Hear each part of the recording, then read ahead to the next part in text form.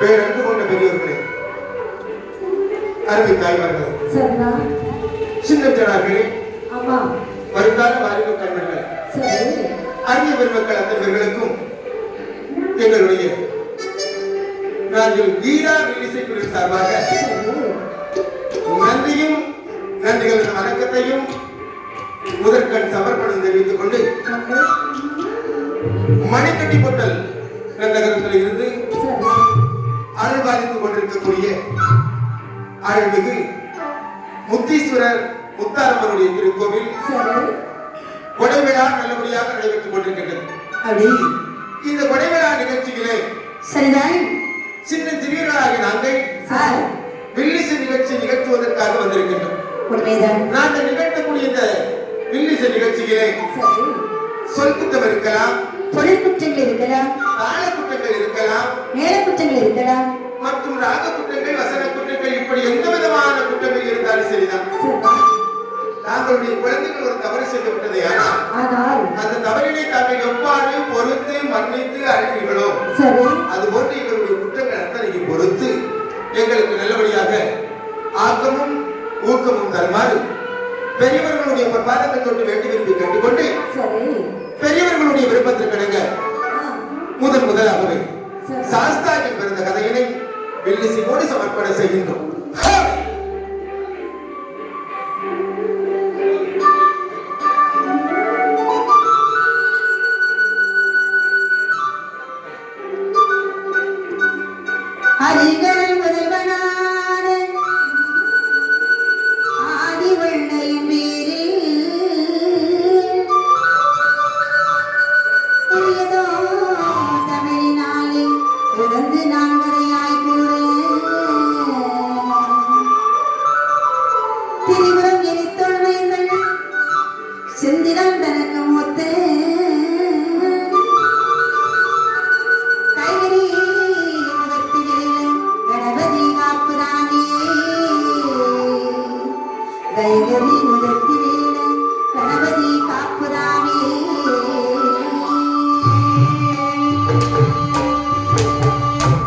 மெய்யும்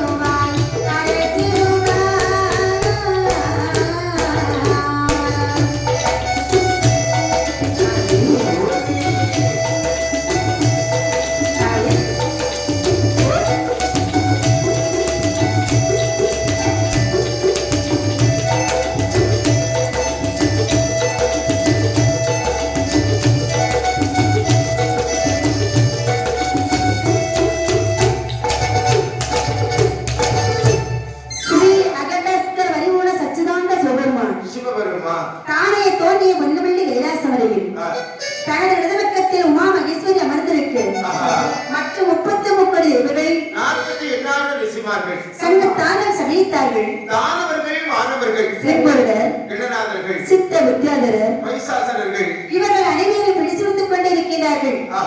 அப்படி இருக்கின்ற தருணத்தில் இந்த அசுரர்கள் சொல்லுகிறார்கள். என்ன வார்த்தை சொல்லுகின்றார்? அண்ணே தம்பி, நாமளோ தினம் தினம் செத்து செத்து பிழைக்கின்றோம். ஆமாடா, நம்ம தலையில தான் போச்சுது. இறக்கின்றோம் விதைக்கின்றோம். ஆமா. அந்த தேவாதி இவர்களோ என்னென்றும் சாகாமல் சிரஞ்சீவியாக வாழ்ந்து வருகிறார்கள். இளமையாக வாழ்ந்து கொண்டு வருகின்றார்கள். அவர்கள் என்ன சாப்பிட்ட காரணத்தினால் அப்படி வாழ்ந்து வருகிறார்கள் என்ற ரகசியத்தை அறிய வேண்டும். நம்மை படைத்தது சிவபெருமான் தான். உண்மைதான். அவர்களை படைத்ததும் அதே சிவபெருமான் தான். ஆகையினால் இதற்குரிய உபாயத்தை ஆதிக்கரை கண்ட சிவபெருமானிடத்தில் சென்று கற்று தெரிந்து கொள்ள வேண்டும். அப்படியா? சரியான யோசனை தானே என்பதை உணர்ந்தார்கள் இந்த அசுரர்கள் அத்தனை பேர்களுமாக. சரி, சாகாமல் சிரஞ்சீவியாக வாழ வேண்டும் என்ற உபாயத்தை கேட்க வேண்டும் என்பதற்காக இந்த அசுரரை பகவான் மந்திரி வருகின்றார்கள். பகவான் மந்திரி வந்து நின்று என்னை கேட்கிறார் என்று பார்த்தால் அந்த பகவானே நரிகிரி மூத்து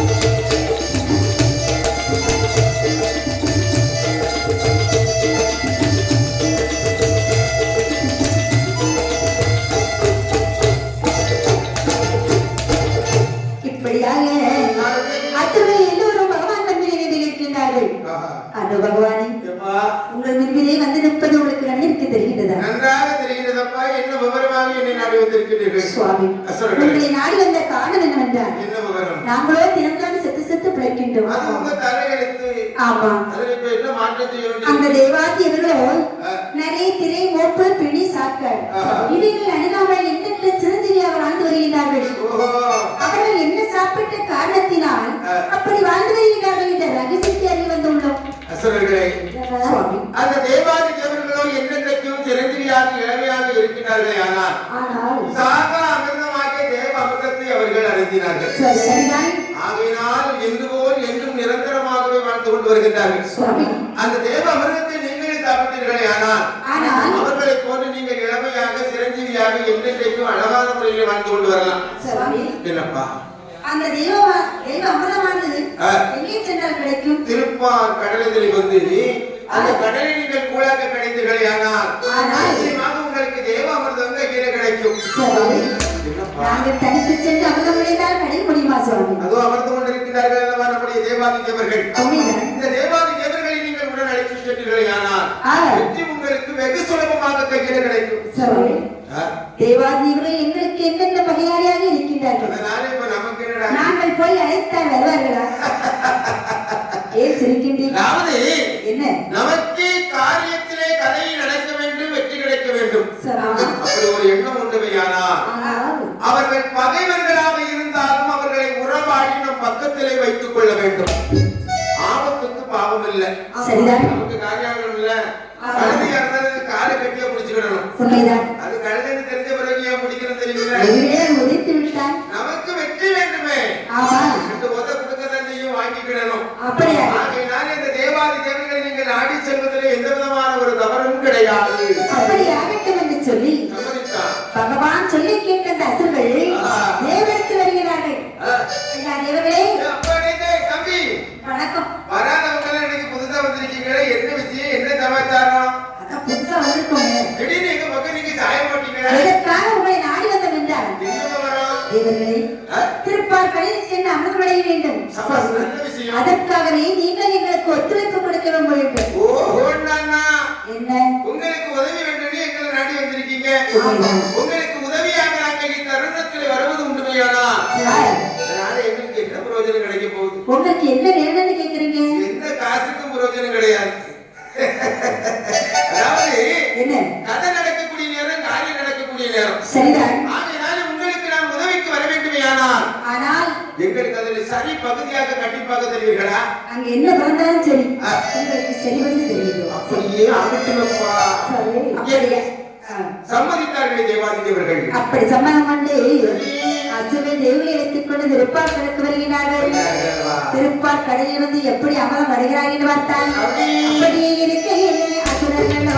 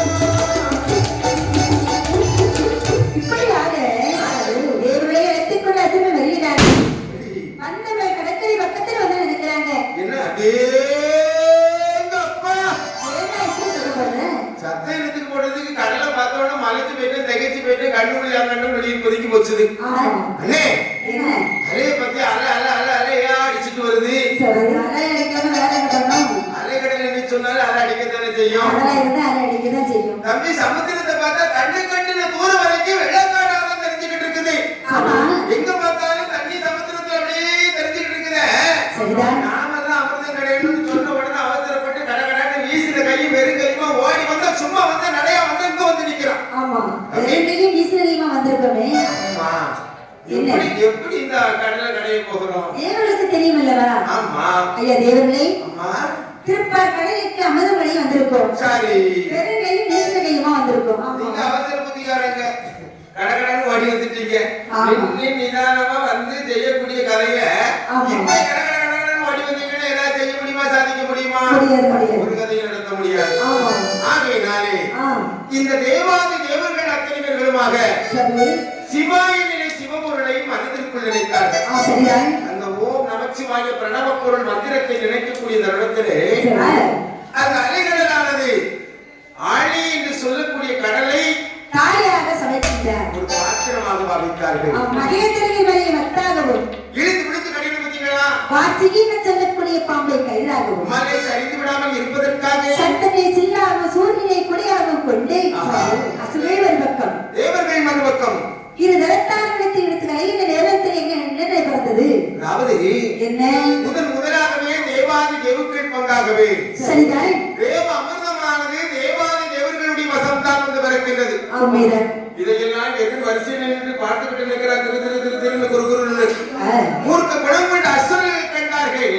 சரி, தேவ அமிர்தத்தை பறித்து தட்டி பறித்துக் கொண்டு தலைநரித்த ஓட்டம் ஓடினார் அசுரர்கள். அப்பா இதை பார்த்துக் கொண்டிருந்த தேவாதிகளே சேர்ந்து விளைந்த மங்கபுரம் தராமல் எடுத்து ஓட்டம் முடிக்கிறார்கள் என்று சொல்லி மாயவனாகிய கண்ணனை வந்து நினைக்கின்றார். சரி, எப்படி நினைக்கிறேன் என்று பார்த்தால் மாயவா மதுசூதனா கண்ணனே மணிவண்ணனே மணிவண்ணனே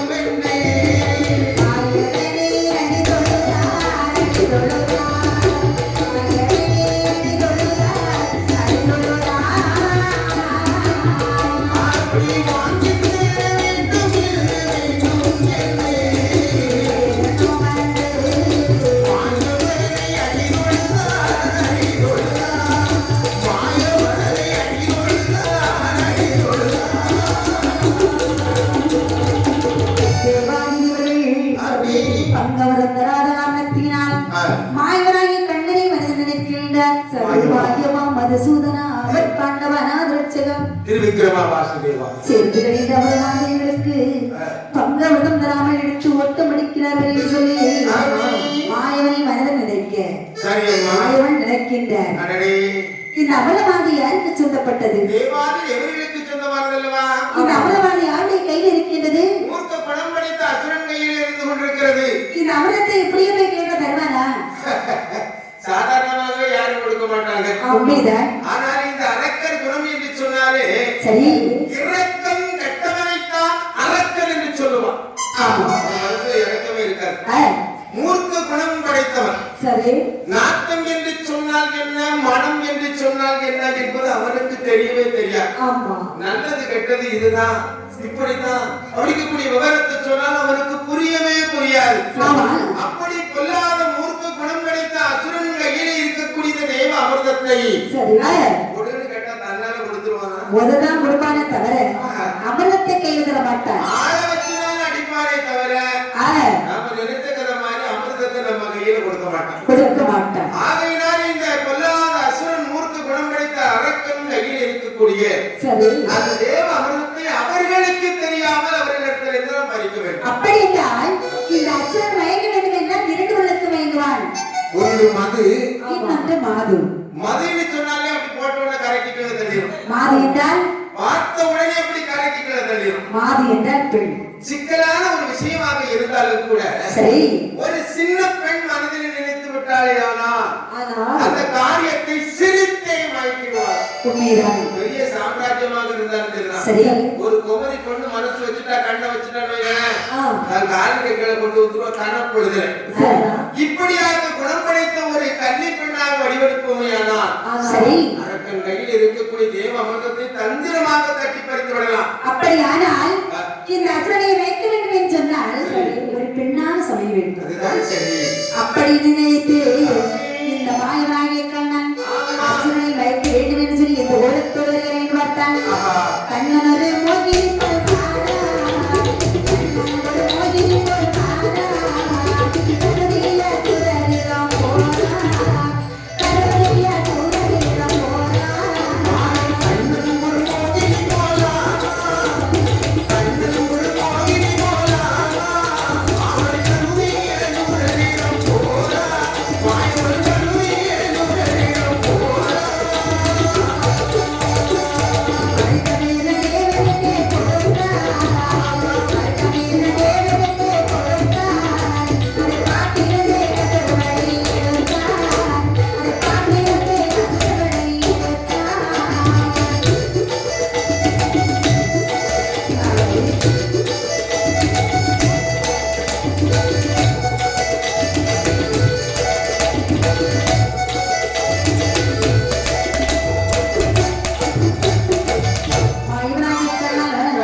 அசுரனை வைக்க வேண்டும் என்று சொல்லி 16 கலை 8 அம்சங்கள் 32 லட்சம் பொருந்தி அழகா ஒரு வெண்ணாக சமைத்து கடற்கரை வெப்பமாக நடந்து வருகின்றார். ஏப்பா, பெண்ணிலும் அழகு பெருமாள் என்று சொல்வார். அப்படிதான். பெருமாளுக்கு பெண் வேஷம் எடுத்து வந்தாரே ஆனால் சரி, அப்படி பார்ப்பதற்கு 1000 கோடி கண்கள் இருந்தாலும் போரா. ஆமா, அப்பேற்பட்ட கொள்ளை அழகுடன் மோகினி வடிவத்திலே வந்து கொண்டிருக்கின்றார் என் பெருமாள். எங்க தெரியுமா? இங்கே அந்த கடற்கரை சாலையிலே அசுரர்கள் கண் பார்வைப்படும்படியாக வந்து கொண்டிருக்கிறார். அப்படி வருகின்ற நேரத்தில் வெகு தூரத்தில் வருகிறார். ஆமா, இங்க ரொம்ப தூரத்தில் இருக்கிறார் பொல்லாத அசுரர்கள். ஆமா, என்ன நினைக்கிறார்கள்? அடே தம்பி, அடே, ஒரு வடிவட்டம் தெரியுது பாத்தியா? ஆமாடா, எங்க இருந்து தெரியுது பாரு. அதோப்பா, கடற்கரை பக்கமாக வெண்ணாக நடந்து வருகின்றாள். பெண்ணு வர்றாளா? அடே, என்னடா அமிர்தத்தை பிறகு சாப்பிடலாம். அப்படியா? அந்த பெண்ணடி எங்க வர பாப்போம். ஏய், நம்ம கூட்டத்தை தான் பார்த்து வந்தது மாதிரி எனக்கு தெரியும். நம்ம கூட்டத்துல அவள் என்னை நாடு வருகின்றாள். என்னடா அப்படி சொல்லுங்க? ஏன் அப்படி சொல்ற? தம்பி, என்ன வந்தது பொண்ணு, ஆமா, அதுலயும் ஒண்ணு. ஆ, அந்த ஒண்ணும் ஒன்னதான் பாக்குறீங்க. எதை வச்சு சொல்றேன்? ஏய், அவள் என்னையே பார்த்து கொண்டு நடந்து வருகின்றாள். உனக்கு தெரிஞ்ச கண்ணு, இந்த கண்ணு வச்சு பார்க்கக்கூடிய ஜபத்துல யாரு எங்க பார்த்தாலும் ஒன்ன பார்த்த மாதிரிதான் தெரியும். ஆமா, அதனால நம்ம ஒருவர கூட்டத்துல இருக்கக்கூடிய ஜபத்துல ஒருத்தன் நீ என்ன நினைக்கிற? நான் என்ன தெரியுமா நினைக்கிறேன்? என்ன நினைக்கிற? அந்த பொண்ணு ஒசரத்துல இருக்குது யாரு? சரி, நான் தானே. இதான். உங்க ஆள் வெள்ளையுமா போட்டுட்டு இருக்குது நினைக்காது. அங்கெல்லாம் பாத்தியா கொடி என்ன கொடி போட்டு வந்திருக்கா பாரு. அங்க இருக்கிற பாத்தியா பப்புங்க வியாபாரி மாதிரி வந்திருக்கான். ஆமா, இப்படி ஆளாளுக்கு அவருக்கு நான் எப்படி இருக்கிற பாத்தியா சித்தாப்பா நிக்கிறேன். சரி, ஆகையினாலே என்ன அந்த பொண்ணு உண்மையிலே என்ன தாண்டா பார்த்துட்டா? சரி, ஏய், சண்டை போட வேண்டாம். பக்கத்திலே வரட்டும். சரி, அவள் யாரிடத்தில் பேசுகிறாள், யாரிடத்தில் வருகிறாள் என்று பார்த்துக் கொள்ளலாம். நடந்துக்கிடுவோப்பா. அப்படியாகட்டும் என்று சொல்லி பெண்மணியானவள் நடந்து வருகின்ற அழகை பார்த்து செய்கிறாரே. அவள் நடந்து ஒரு அழகை பார்த்தாயா? அவள் நடையானது எப்படி இருக்குன்னு பார்த்தா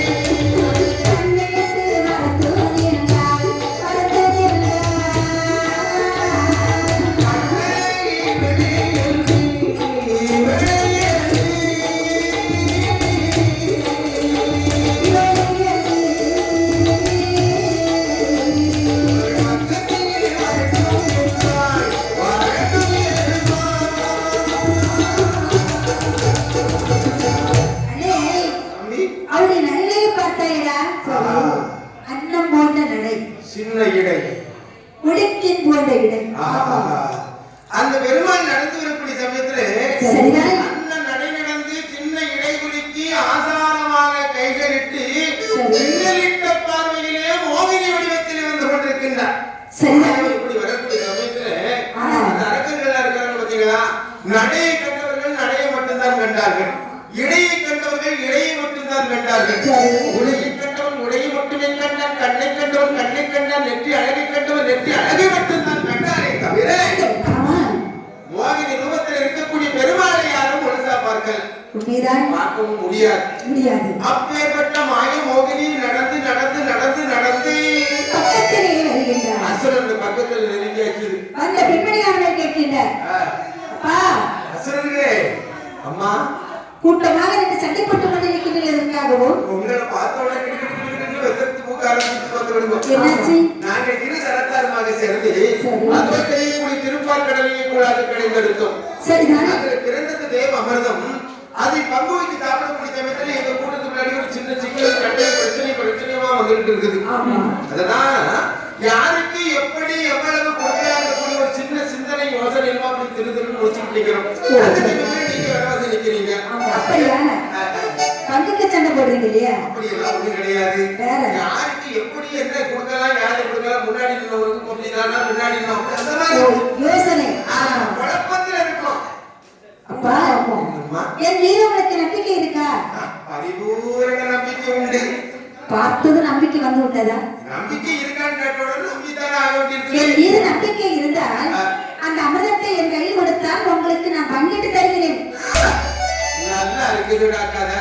என்னடா பாடுபட்டு நாங்கள் இருக்கக்கூடிய சமயத்துல சரி ஏதோ வந்து நின்றவுடனே நாங்க நம்பிக்கை இருக்குன்னு சொன்னோட என்கிட்ட கொடுத்து கேட்கிறீங்களம்மா. உங்களை மாதிரிப்பட்ட பெண்களை எல்லாம் நம்பி இந்த உலகத்துல எந்த ஒரு கதையும் எந்த ஒரு காரியத்தையும் ஒப்படைக்கப்படவே கூடாது. சரி பெரியவங்க அனுபவசாலிகள் என்ன தெரியுமா சொன்னாங்க? என்ன?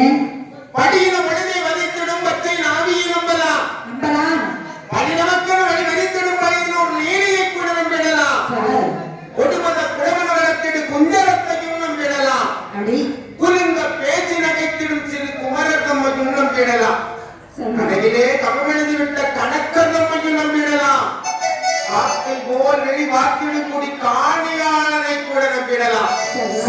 ஆனால் நகை குலுக்கியே முகம் மினுக்கியே நகை நகைத்திடும் மாதரை நம்பண்ணதானது மெய், நம்பண்ணதானது மெய், நம்பண்ணதானது மெய். அப்படியானால் இது உண்மை. அப்படியான பெண்ணையே நம்பக்கூடாதுன்னு சொல்றியா? ஒரு சில மாதர்களை மட்டும் நடை குலுக்குவாங்க, பெண்களை நம்பக்கூடாது. சிமிட்டுவாங்க, கண்ணால் 1000 கவிதைகளை அள்ளி வீசுவாங்க. சரி அந்த மாதிரிப்பட்ட பெண்களை ஒரு காலம் நம்பக்கூடாது. ஆனால் இந்த பெண்மணியை பார்த்த பொழுது நல்ல குலத்தில் பிறந்த பெண்மணி போல் காட்சியளிக்கின்றார். குடும்பத்துக்கு ஏற்ற குலவிளக்கு. அப்படியானா நம்பி கொடுக்கலாமே. ஒரு சொட்டு விஷமாக இருந்தாலும் இவ கையினால வாங்கி சாப்பிடுவது அமிர்தத்தை கையில கொடுத்துடலான்னு சொன்ன உடனே மதி மயங்கினார்கள் இந்த அசுரர்கள் அத்தனை பேர்களுமாகவே மோகினி கரங்களிலே மோகினி பெண்ணானவள் அமிர்தத்தை வாங்கிவிட்டாள். சரி வாங்கிவிட்டு சொல்கின்றார், ஒண்ணுமில்லை அண்ணே அம்மா அமிர்தத்தை என் கையில் தந்து விட்டீர்கள், நான் சொல்லும் மாதிரி நீங்கள் உட்கார வேண்டும். சரி அம்மா, உங்க விருப்பப்படி நடந்துக்கிறோம். அப்படியானால் அசுரர்களே நீங்கள் எதிர்பக்கத்தில் உட்காருங்கள், தேவாதி அவர்களே நீங்கள் வலதுபக்கத்தில் உட்காருங்கள், ஒரு இடத்தை நீட்டி ஒரு இடத்தை கட்டிக் கொள்ளுங்கள், கண்ணையும் வாயும் மூடிக்கொள்ளுங்கள், கடைசியில் யார் கண்டித்தனை பார்க்கிறீரோ அவர்களையும் நான் மாறி மனம் செய்து கொள்வேன். நல்லா இருக்குதப்பா இந்த அருமையான யோஜனை. கையை கட்டணும், கண்ணை மூடணும், கரத்தை நிட்டணும் சொன்னீங்க பாத்தீங்களா? அது ஒண்ணுமாவே இந்த அசுரங்கள் அத்தனை பேர்களுமாகவே ஒரு பக்கத்துல நின்று ஒரு கையை கட்டுகிறார், ஒரு கரத்தை நீட்டுகிறார், கண்களை இருந்து அப்படி வரிசையா உட்கார்ந்திருக்கிறார். தேவாதி தேவர்கள் எது வரிசையில் வந்து அமர்ந்து கொண்டார்கள்.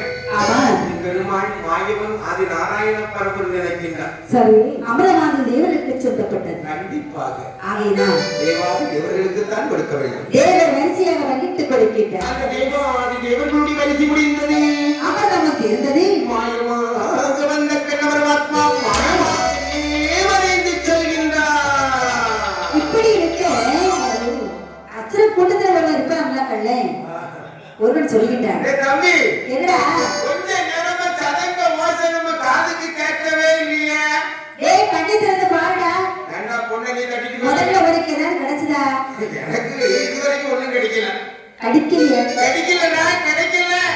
கிடைக்கல பெண்ணு பெண்ணு கண்ணை மூடிதான் இருக்கிற நான் நம்பிக்கையோடு இருக்கிறேன். இந்த பாரு நம்பிக்கை இழக்க வைக்காத.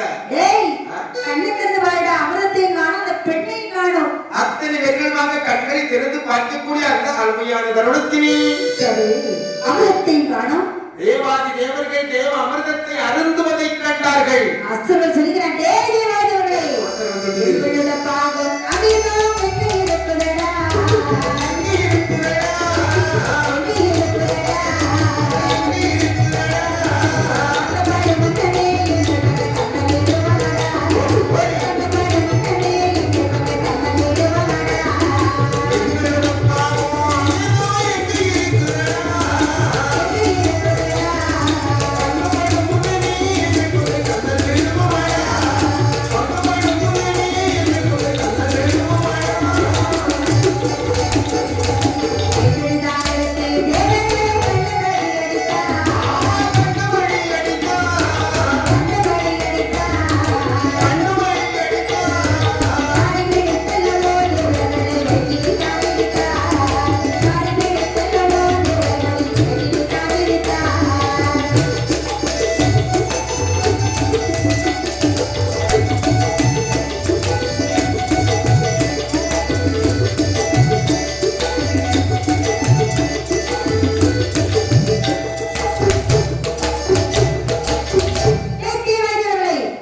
எங்களுக்கு பங்கவரம் தராமல் தாங்கள் சாப்பிட்டுக் கொண்டிருக்கிறீர்கள் சரி எங்களுக்கு அதெல்லாம் உங்களுக்கு கிடைச்சதோ கிடைக்கல அது வந்து எங்களுக்கு கவலை இல்லை. ஆமா. எங்களுக்கு திருப்தியா கிடைச்சாச்சு, நாங்க சாப்பிட்டு முடிச்சாச்சு. சரி அசுரபுரத்தை சொல்றானே தம்பி நமக்கு பங்கவரம் தராமல் அந்த நரிபிடித்த கடவுள் தேவாதிகள் சாப்பிட்டுக் கொண்டிருக்கிறார்கள் நம்மளெல்லாம் ஏமாத்திட்டாங்கடா. அவன் சாப்பிட்ட அமிர்தத்தை வெளியே கக்க வைக்க வேண்டும் அதுக்கு என்ன செய்யறதுக்கு? என்ன செய்யணும் சொல்லு இவன் காலை பிடிச்சு நச்சு இந்த நடுப்பாறையில அடிக்கடி வச்சுக்க.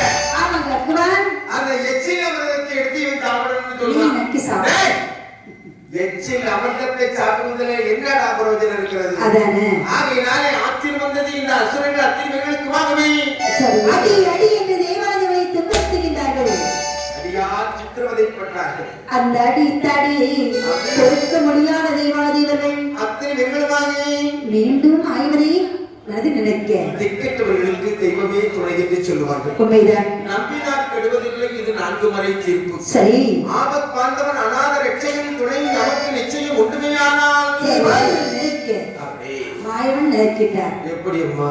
இனிமேலும் இந்த அசுரனை விட்டு வைக்க வைக்கப்படாது நயவஞ்சவர்கள் இந்த வையகத்தில் இருக்கப்படாது ஆமா என்பதை உணர்ந்தார் இது என் பெருமாள் மாயவன். தனது வலது கரத்திலே நீங்காமல் சுழன்று கொண்டிருக்கக்கூடிய சுதர்சன சக்கராயத்தை கையில் எடுத்தார். கையில் எடுத்து வாழ உலகத்திற்கு விடுகின்றார் அந்த சுதர்சன சக்கராயுதமோ பாதாள உலகத்தை நோக்கி சீறி பாய்ந்து வந்து கொண்டே இருக்கின்றது. பாதாள உலகத்தில் உள்ள ஆண் வர்க்கமே நாம் அழைத்து வருகின்றது அத்தனையும் சீரழிந்தது. அதில் ஒரு வெண்மணியானவள் சதன் ராட்சசியானவள் அந்த துரத்தி வந்த சக்கராயுதத்தை கண்டு கைவணங்கி நிற்கின்றார். வாயுடைய கண்ணன் நாமத்தை உச்சரிக்கின்றார் கண்ணா அபத்பந்தவா நாகரட்சகா தத்தரளை வேண்டுமே பத்தனாவா என்று சொல்லி வணங்கக்கூடிய தருணத்திலே சக்காயுதம் நினைக்கின்றது வணங்கக்கூடிய பெண்மணியை நாம் எதிர்ப்பது முறையாகுமா?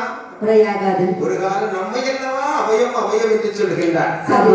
ஆகையினால் அந்த பாதாள உலகத்தில் இருக்கக்கூடிய பெண்கள் அத்தனை பெண்களை உயிரோடு விட்டுவிட்டு ஆணவ வர்க்கம் இல்லாமல் வேரோடு தலையெடுத்த சக்கராயுதம் கடலில் சென்று தீர்த்தமாடி மீண்டும் என் பெருமாள் திரு கரத்தில் வந்து அமர்ந்து கொண்டார். அதில் உள்ள சதன் ராட்சசியானவள் பாதாள உலக நிலைமையானது இப்பொழுது எப்படி இருக்கிறது அங்கே? அந்த பகவானே ஆண்டவனே, ஆதவேறில்லாத பாவியானே பாவியானே அரசியந்து சீரழியலானே அரசியந்து சீரழியலானே நான் ஆண்டவனில்லா பாவியானே, பாவியானே, நான் அடங்கிடந்து சீரழிந்து போனேன், நான் அடங்கிடந்து சீரழிந்து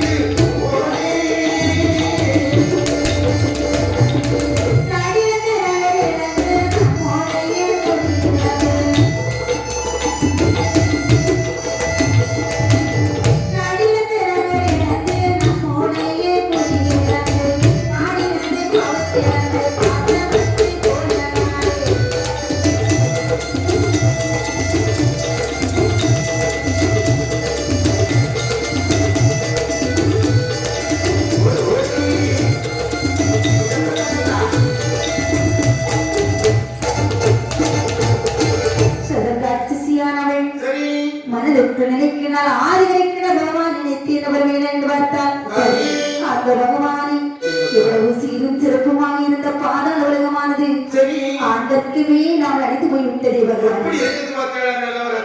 ஆமா, அடித்து போன பாதாள உலகத்தை அரசாட்சி செய்ய வேண்டும் என்றால் ஒரு குழந்தை வேண்டும் அல்லவா? ஆண்களே இல்லாத இந்த பாதாள உலகத்தில் எப்படி குழந்தை பிறக்கும் சுவாமி? இருந்தாலும் உலகத்திலே அழிந்து வருவது தவம் என்பதை உணர்ந்தால் இந்த சாத்தியம். சரி, ஆதி அந்தமில்லாத பரம்பொருளாகிய சிவபெருமானை மனதில் நினைத்து தவம் இருக்கின்றார். அப்படி எப்படி தவம் இருக்கிறார் என்று பார்த்தால் சந்தானை தரவே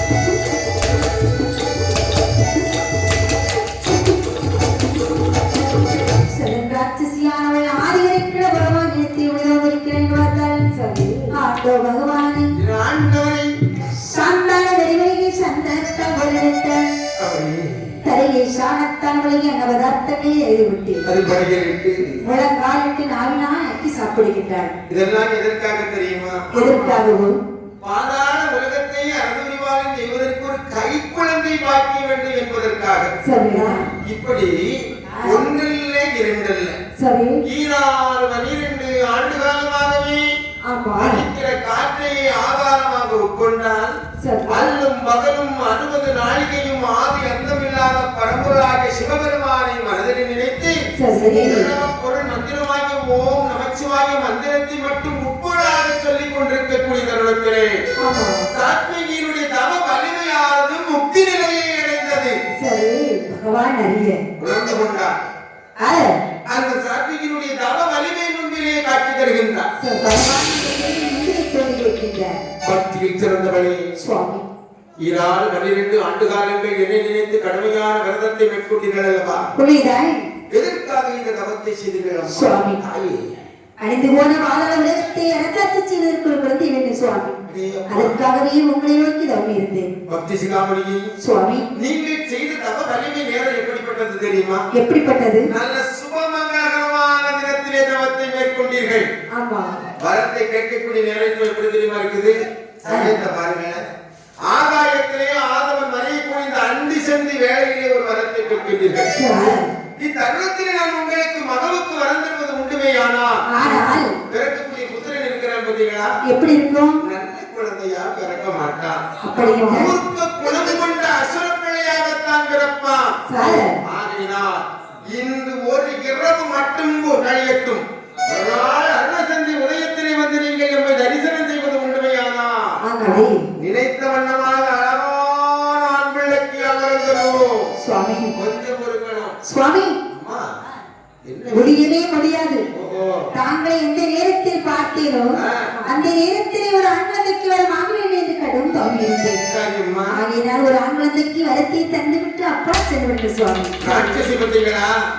விம்மி பிடிச்சு பகவான் கிட்ட ஒரே குடியா பிடிச்சிட்டான். சரி, சிவபெருமான் நினைக்கிறேன். என்ன நினைக்கின்ற? எப்படி போனா நமக்கு என்ன? நமக்கு என்ன? நாம கேட்டபடி கேட்டவனுக்கு வரத்தை கொடுப்பது நம்முடைய கடமை அல்லவா? ஆமா. பக்தி திறந்த தாயே, நீங்க நினைத்த வண்ணமாக அழகான ஒரு ஆண் குழந்தைக்கு யாம் அருள் அளித்தோம், போய் வாருங்கள்.